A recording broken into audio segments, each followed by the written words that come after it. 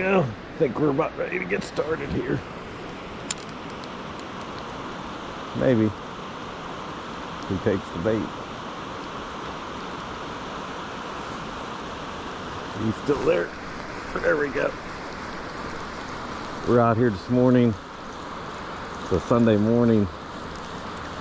Pretty cold. It's in the upper 20s. And back here trying to catch some carp. We're at Dutch Fork Lake this morning. Nice little carp. I'll keep him for catfish bait.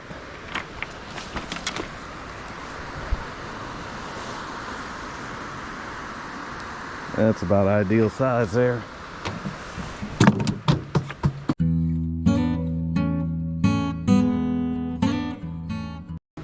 Again, we're using the method leads or method feeders or whatever you want to call them, and using pack bait.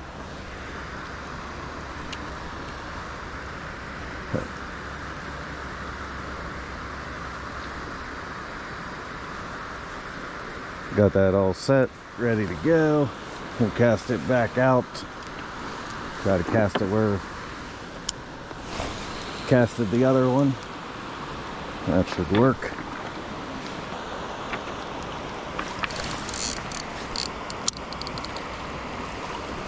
I think we got another one hooked up here.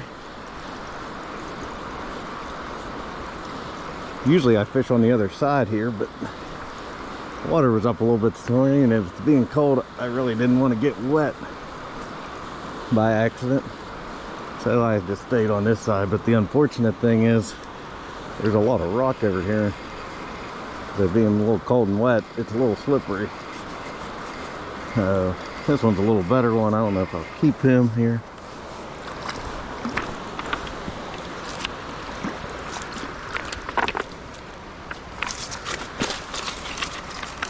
Easy there, boy.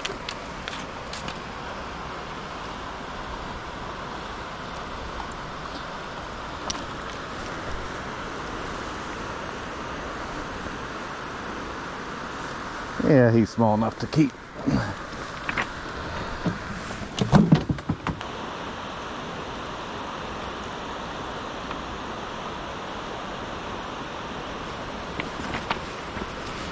There we go. Feel him. Set the hook. This lake was actually drained like, ooh, hope he isn't hung up. This lake was actually drained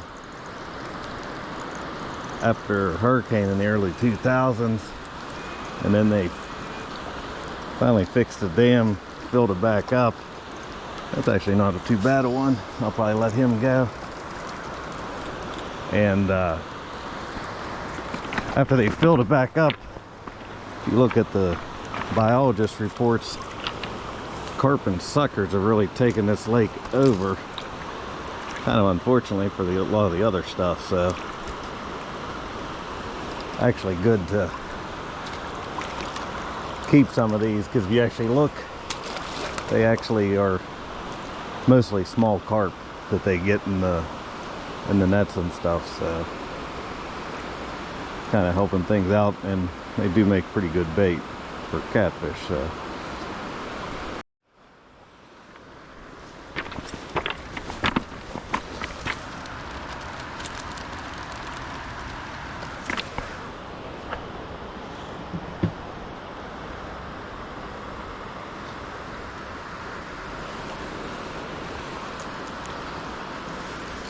ooh, ooh, we got another one.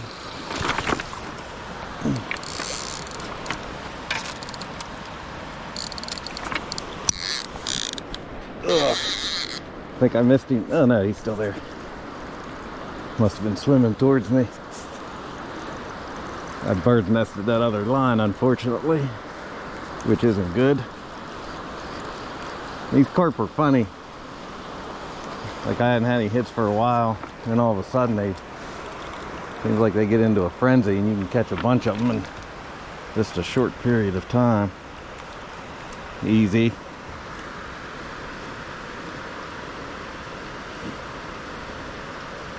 Easy.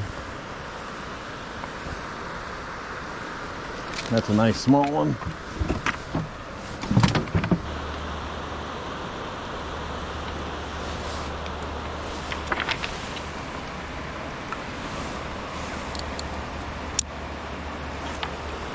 Got another one biting here.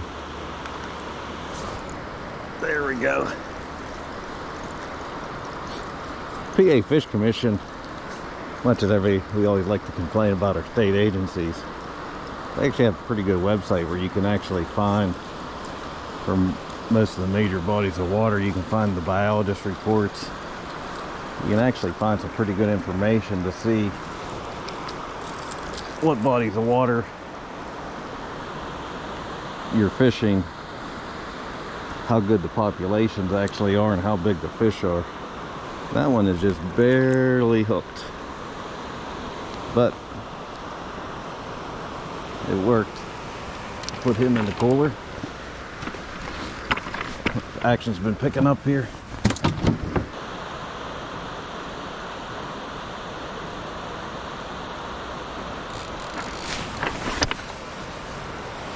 I think we're gonna get another one here. Maybe. He's still there? He's barely hitting it. There we go.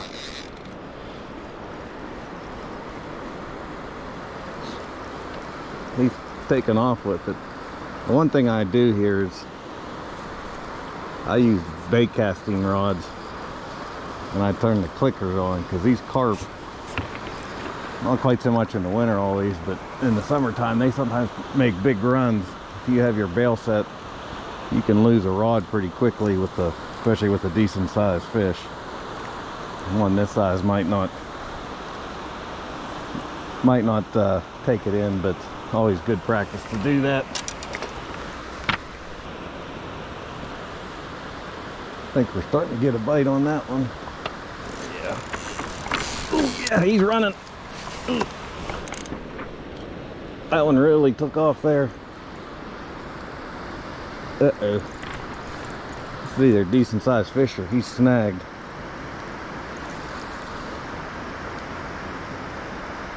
I'm not sure what the heck's going on. Whatever it was, I just lost him. I think he snapped off. Yep, he snapped off. He had me in something, I'm not sure what. Felt like a decent fish, but maybe it was just a snag too. Yep. Ooh, think we're getting another bite. I think it's a little one now. He's not pulling that rod very much. Yeah, I think it's a little one.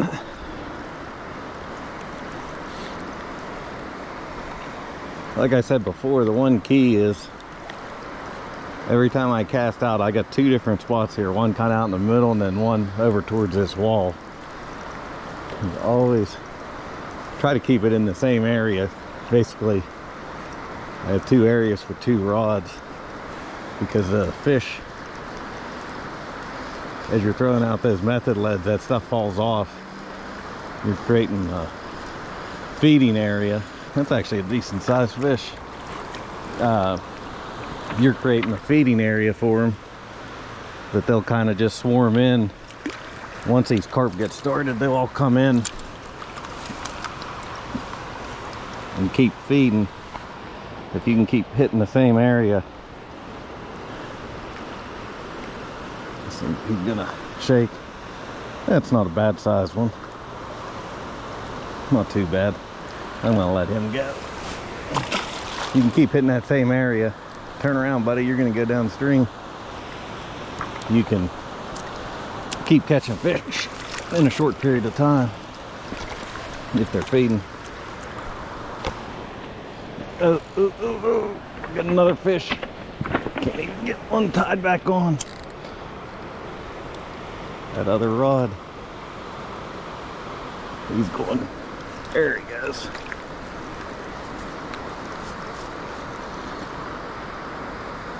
This is actually a pretty good sized lake. We're down here right below the dam in the spillway or settling basin, whatever you want to call it. This lake's actually a pretty good sized lake. They stock with trout and stuff. I've fished it a few times for trout, but it's actually a little ways from my house, but it is a nice place here to catch carp. That's another decent sized one. Probably a little bit bigger than I want to keep.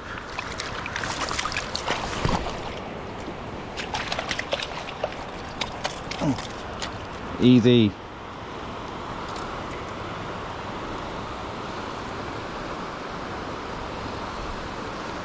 Not bad.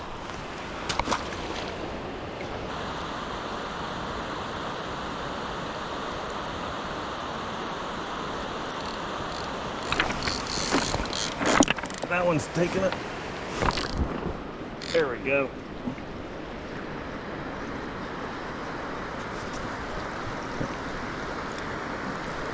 I think this is the little one. He sure ain't putting up very much of a fight. And he's coming right in. Yeah, that's a little baby one.